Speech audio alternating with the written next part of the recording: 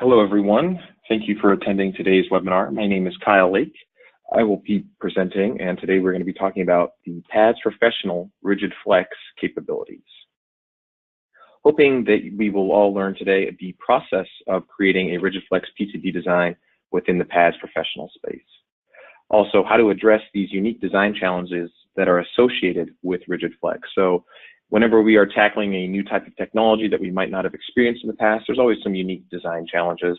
And hopefully I'll be able to show you today that Rigid Flex within the PADS Professional workspace is really an easier process than it has been in the past.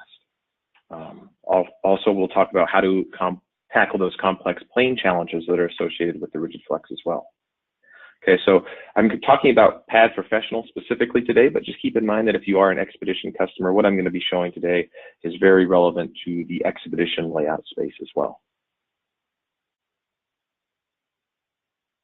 So if you are unfamiliar with Oasis Sales, Oasis Sales has been a Mentor Graphics Premier EDA partner for over 18 years, and we're happy to continue that partnership through Siemens. So Siemens has purchased Mentor Graphics in the last few years, and we are happy to now provide solutions through Siemens software as well. Down below, you will see the states that we service. We are mostly in the Midwest and Northwest of the United States. Throughout this webinar series, we are partnering with Trilogic. So Trilogic is our counterpart, or Oasis Sales counterpart, for the last 30 years. They have been part of the product design community for the past 30 years. They are based out of Massachusetts, and you can see the states that they service down below. They are mostly on the East Coast and Northeast side of the United States as well. So if you are in one of those states and you don't know who to contact within Trilogic, please feel free to reach out to me, and then I will definitely get you the correct contact information.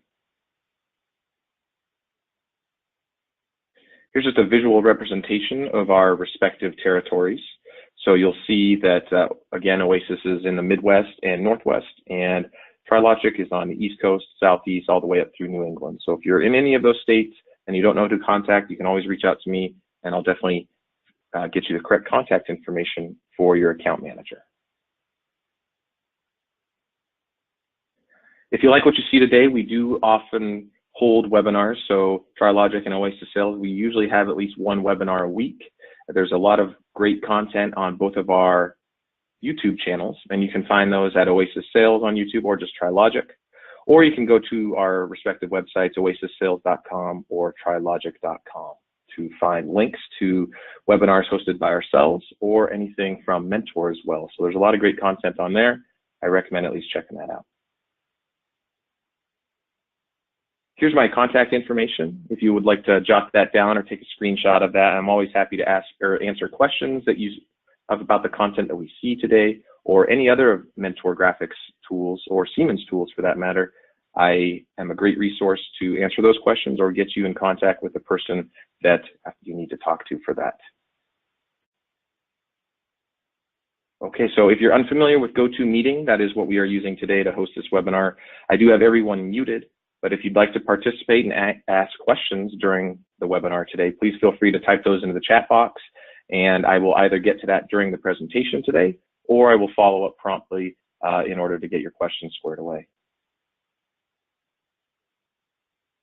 Okay, so without further ado, let's actually hop into the meat of the presentation today about PADS Professional Rigid Flex.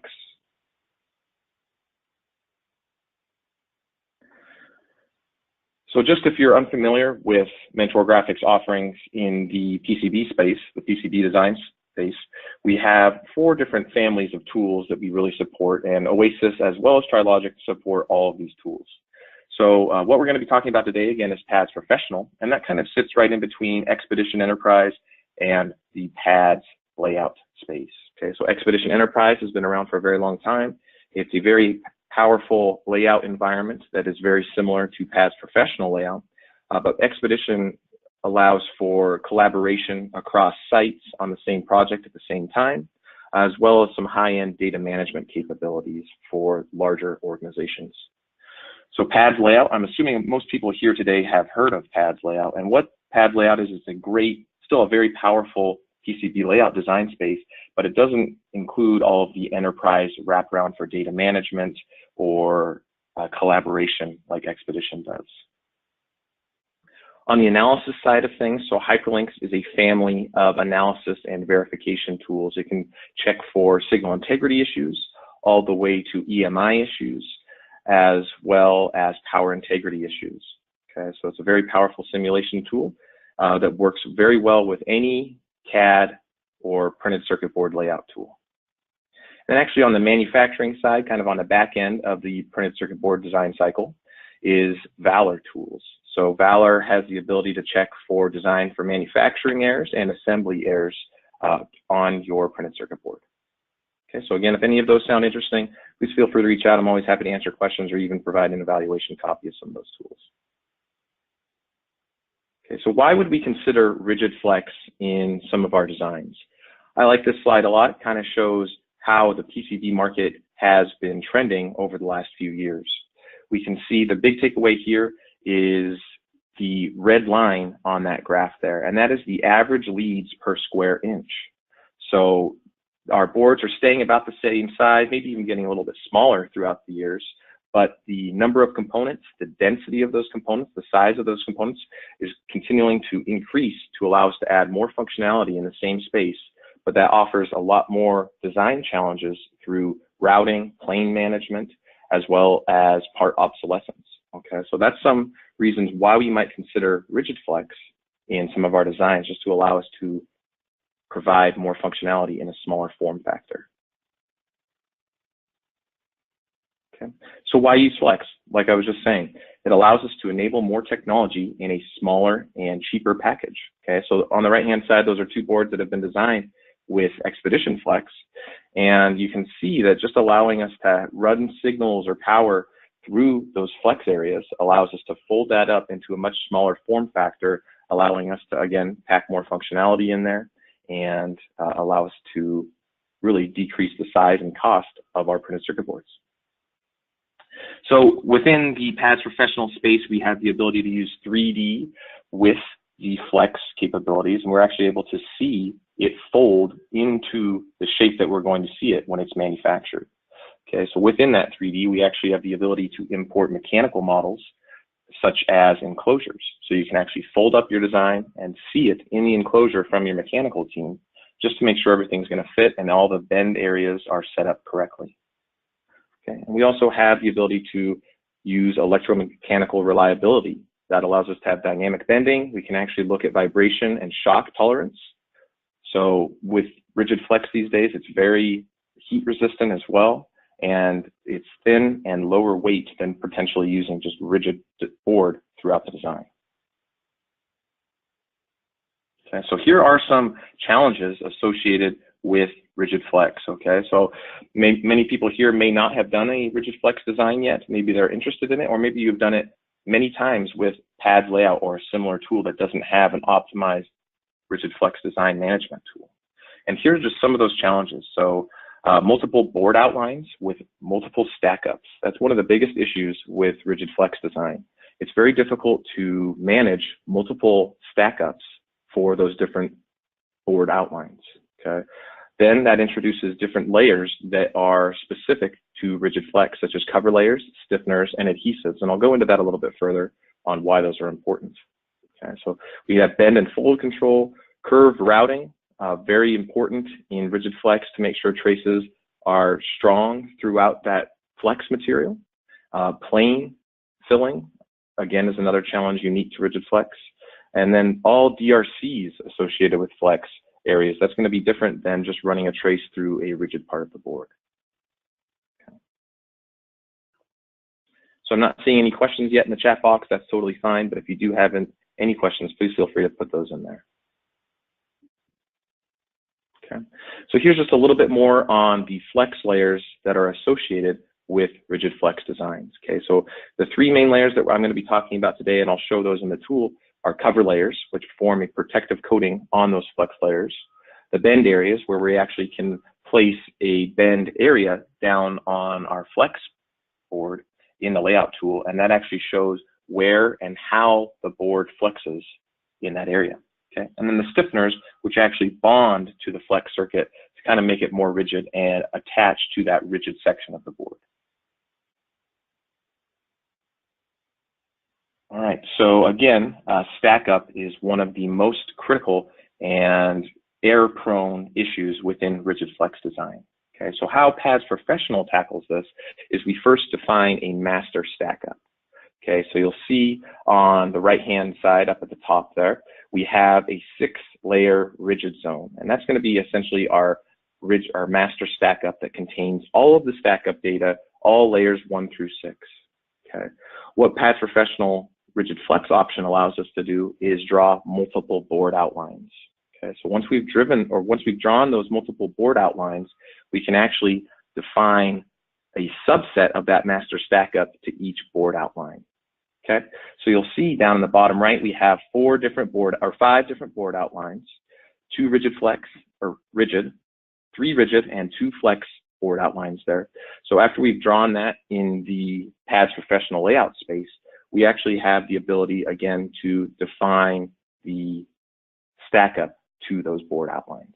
Okay, so that makes it very easy. We can click on those board outlines, see which layers are associated to each board outline in order to make our accuracy as high as possible when we assign those.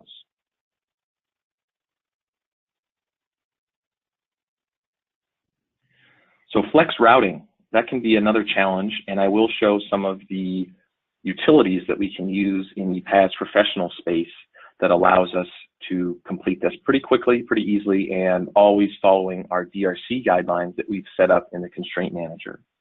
Okay, so curved routing, we have interactive curved routing that you can easily toggle to that allows us to just do the interactive push and shove that we're all used to nowadays throughout the flex area of our board. I'll also show some automatic tools such as the hug routing, which can be very powerful in a flex area with curving and bending. All you have to do is select a net line and say where you want it to start, where to stop, and then which side of that board outline or the other trace that we want to hug that trace on.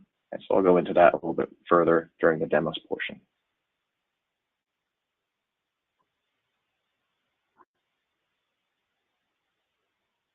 Okay, so again, going back to some of the challenges associated with PADS rigid flex is the ability to have DRCs or design rule checks specific to flex associated issues. Okay, so some of the issues that we can check are components too close to a bend. So if you have components that are too close to a bend area, the leads and the solder connecting that component can really be whittled down and break because that's going to be a weak point for us.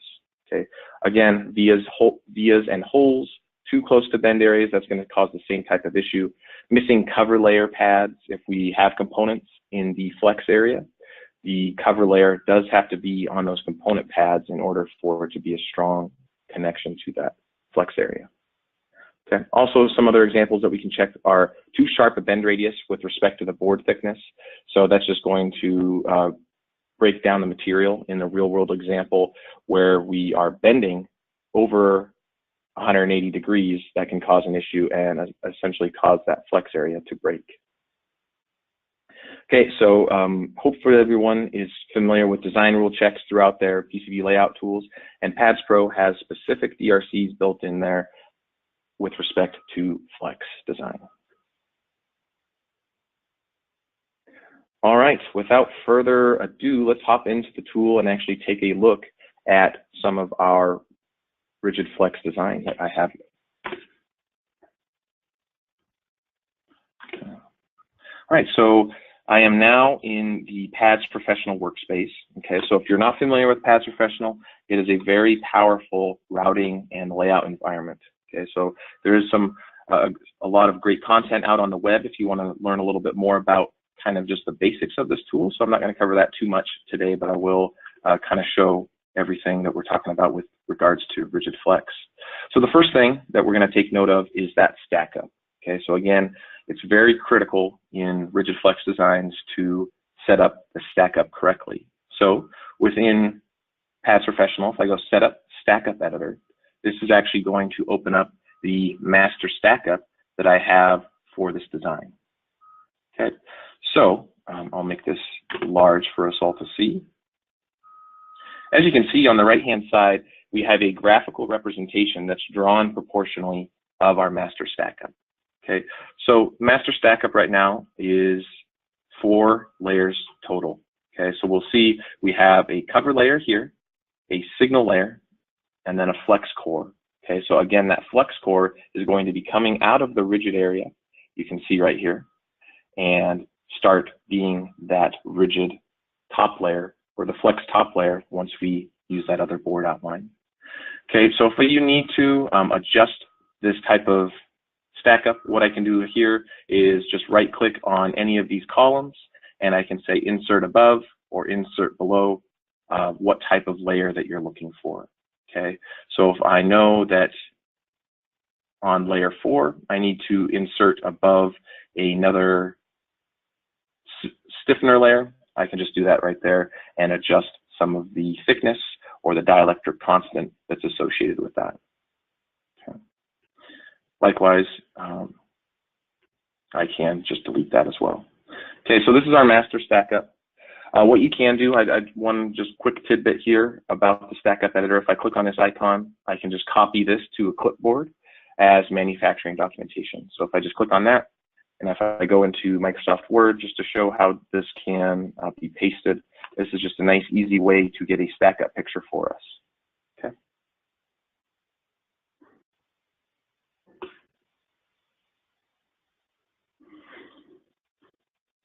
All right, so what we've done so far is just defined our master stackup. Okay, so that's half the battle right there. We make sure that we've set up the stackup correctly in order to assign these to our board outlines. So everywhere that we see a red outline is our board outline. So if I click on that, you can see that down here in the middle bottom section of Pads Pro Layout, that shows us that this board outline is named the Teensy main.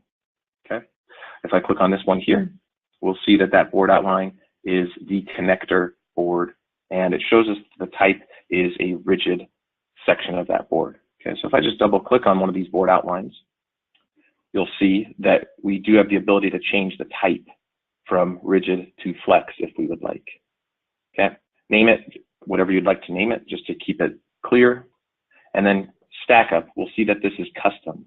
Okay, so if I click on that custom, it actually brings open a dialog box that shows first the master stackup. So again, this is that same stackup that we just saw in the stackup editor. And you can see all I have to do to include these layers in this board outline is just to click those on or off. Okay. What I can do now with the layers that I have selected here, I can just say display included layers only, and that shows me just the layers that I have associated with this particular board outline. Okay. If I'd like, I can hit view stackup, and what this does is again opens up the stackup editor, but again, this is only the stackup that's assigned to this board outline, and you can see board outline for the connector board. Okay, so very easy to assign stackups to those multiple board outlines. All right, so we've taken a look at a rigid stackup. Let's go ahead and take a look at this board outline here. And again, at the bottom here, we see this is a board outline flex connector type flex. So everything looks set up correctly for us right now. Okay, so I'm going to double click on that one more time, go to this custom stackup, click on custom once more, and this time we'll see that there's only 5 layers that we have selected within this stackup area. Okay, so cover layer, 2 signal layers, a flex core, so that's an actual core within the flex board outline, and then a cover layer on the bottom as well, just to protect the traces that will be routing through that flex area. Okay, I'm just going to click on View Stackup, and again, it opens up in the Stackup editor. It looks a little bit different than what we just saw.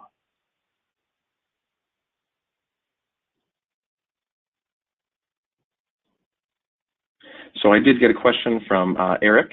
He says, did you draw all the outlines first and then outline this or assign the stackups? Yes, so I first drew the board outline and then assign the stackup.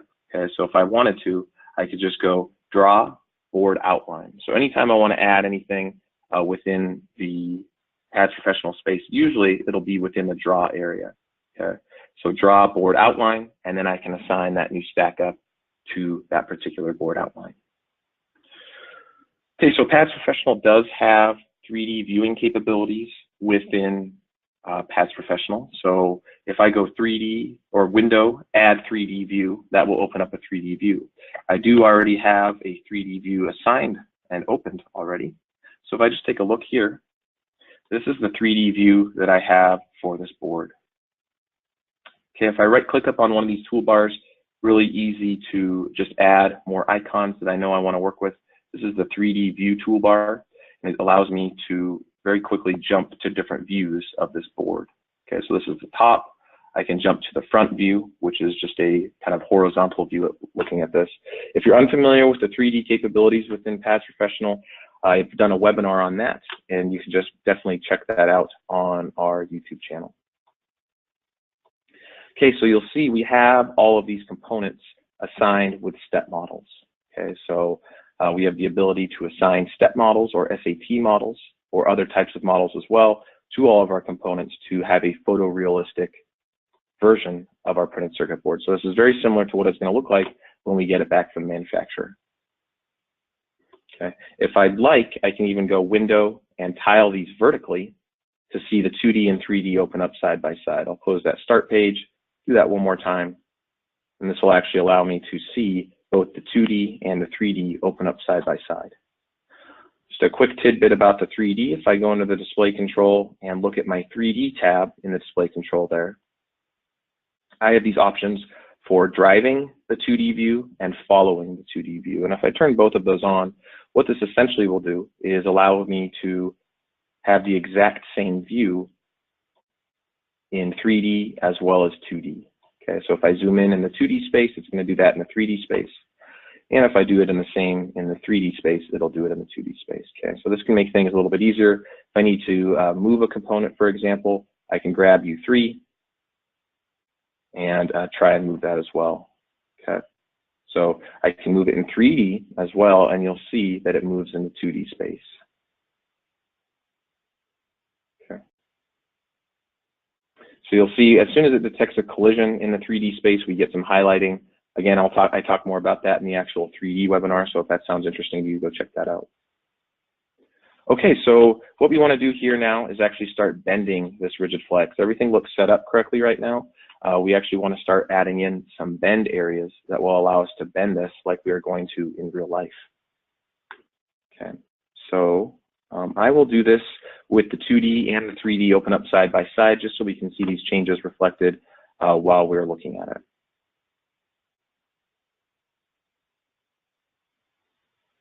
All right, so to add a bend area, again, I'm going to go to this Draw pull-down tab and type and go to Bend Area. You'll see a lot of these are grayed out. That's just because I'm looking at 3D as well.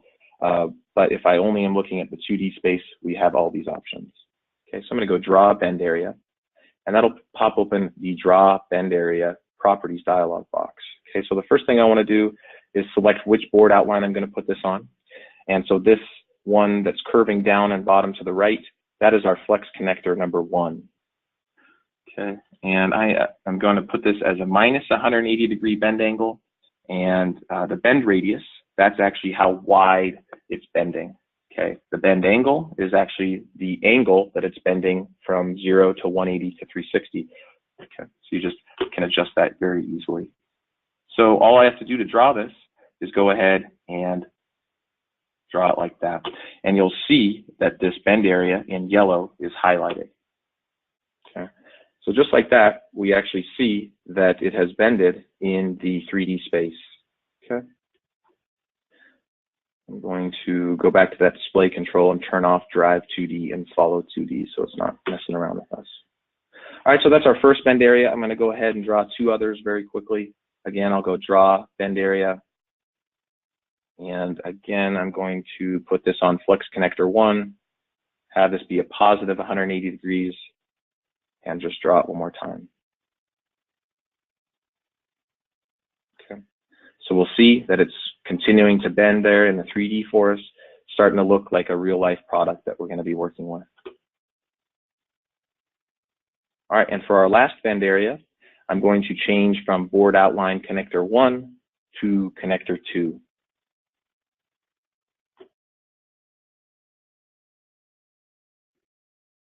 All right, so again, all I'm doing to draw the bend areas, I'm single clicking and just dragging. And that looks good. Okay. So now we'll actually see that all 3 of these rigid sections are stacked upon each other thanks to the rigid flex. We can zoom in and check things. It looks like we might have some collisions there, so we might have to actually edit some of these bend areas. Okay, so the first one that I want to take a look at is with the male header.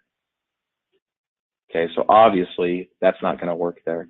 So what I'm going to do, I know it's this bend area here. I'm just going to right click on it and move. I'm just going to move it up a little bit and see how that works for us. Okay, so just like that, we've gone ahead and adjusted there and fixed a collision that we might not have known if we weren't viewing this in 3D. Okay. If I want to just play around with this to see it real quickly, I can change this to a -90 degrees, and we should hopefully see this pop straight up once we're done with that.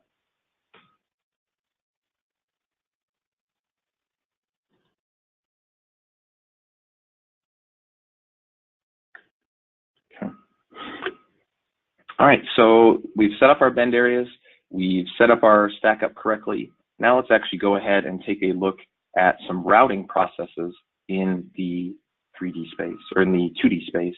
So in order to do this, I'm just going to maximize my 2D space and to maximize my work area within the PADS Pro layout. All right, so in order to route through this, we have to take some of these net lines here up to here, from this rigid area to this rigid area. All right, and just to make things a little bit easier, so I can see things a little bit easier, I'm going to use our Net Explorer. Okay, so what the Net Explorer allows us to do is view all of the nets in the design. And if I select one net, it actually will hop to it directly in the layout area. Okay. Likewise, I can select nets here in the layout, and it will select those in the Net Explorer. Okay, what I'm going to do to make this just a little bit easier to see and work with is I'm going to mark these nets. So I'm just going to click on this icon here to mark these nets. Otherwise, I can right click and hit mark. And what that'll do is it will allow me to just see those particular net lines. Okay, so this just makes it a little bit easier to work with. There is a lot of capability within the PADS professional space in order to make routing a lot easier. So there's some great resources out there if you'd like to learn more. Okay, so what I'm going to do here is I'm just going to show how we can route really easily through this bend area. So first I'm going to select a net line, and what I'm going to be using here in the route toolbar is Hug Trace. So what Hug Trace does, and just like all icons in PADS Professional, if I hover my mouse over this icon for just a few seconds, it kind of shows me how to use this. This can be really, really helpful, so I don't have to go into the help documentation every single time I'm trying to learn how to use a new icon. Okay, so it gives us some nice step-by-steps. So first, I'm going to select that icon, and I've got that net line selected. So how this works, in the bottom middle of the screen, it says select a start point. So that's my first step. I'm going to select this blue area, and what this is the route border. Okay, so board outlines automatically have a route border selected for them. And I'm going to select the end area that I want this trace routed to. You'll see that that route border is highlighted. Now, again, here, my next step is to select the side of the object to hug or tab. Okay. So what I'm going to do is I'm just going to click on this area, and boom, this ground trace is automatically routed for me from start to end. Okay, so very, very simple to do that process. Again, I'm going to select a net line. It's showing me to select a start point. I'm going to use the ground trace this time as my start and end point, and again, click on it on that side. Okay, so this is hug routing, very easy to work with. Okay, so I'm just going to keep on just doing a few more, and you'll see that this trace width is different than that ground trace width. Everything that I do for routing in the PADS Pro workspace is adhering to my DRCs that I have set up in the Constraint Manager. Okay. I'll just do one more just to show that process one more time.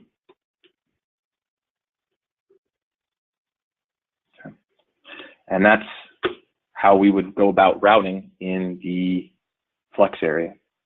All right, there's a couple of ways that I can just finish this traces down here. And you might be asking yourself why these traces look a little bit strange. They're almost hatched. That's because the hug router automatically fixes those traces. If you don't want that to be anymore, I can just hit unfix, and it looks like a regular trace for us. Okay. So in order to just finish these routes, I can click on F3.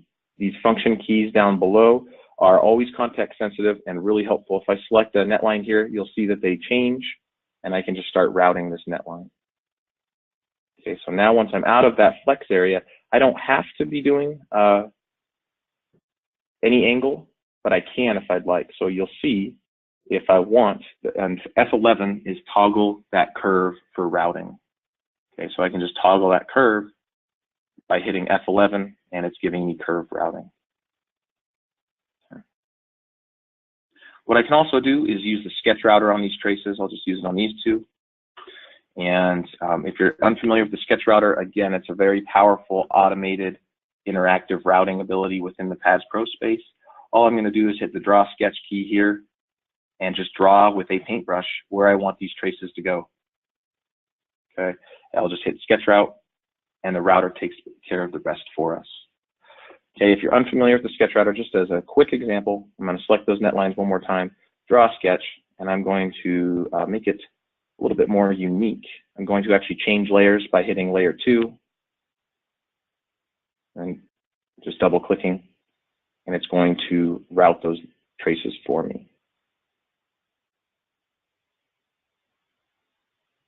Okay.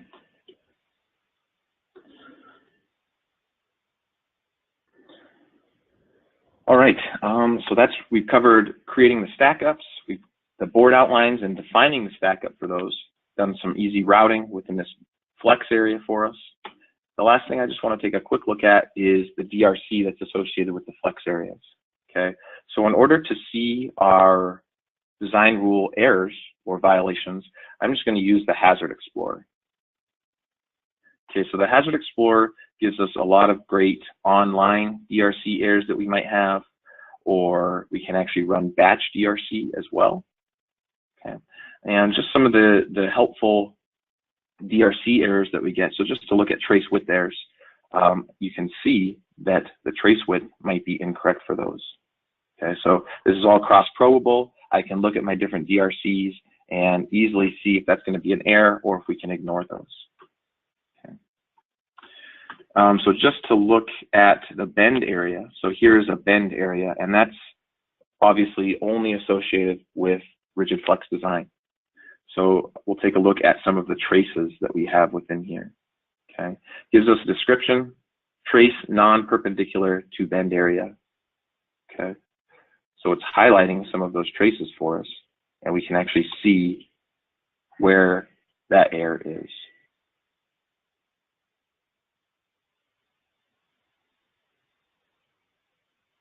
Okay, so trace has corner in the bend area. That's something that we probably want to take a closer look at. Unfortunately, we don't really have any other DRC errors in valid bend areas or parts and holes in the bend area. We do have a bend violation. We have minimum bend radius of 6.375, and we have those set as 5.375. Okay, so if I want, I'm going to keep this Hazard Explorer open the whole time by clicking on this auto hide or pin capability. And I'm going to change this radius to 2, and that will most likely fix the error. Okay, so you'll see that error went from the bend violations of 3 errors down to 2 just by making that change. So that looks pretty big. If I wanted to say 5.375 was okay, I could go in and change that type of DRC to no longer have it be an error.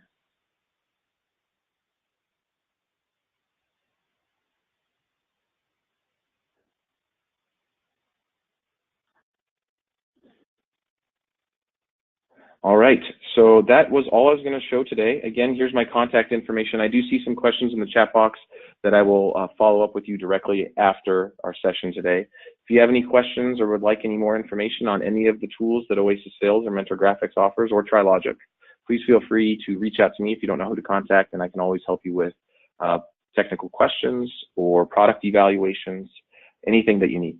Okay, so thanks for attending, and we will send out an archived webinar version of this for future watching. So please let me know if you need anything else. All right, thank you. Have a great rest of your day.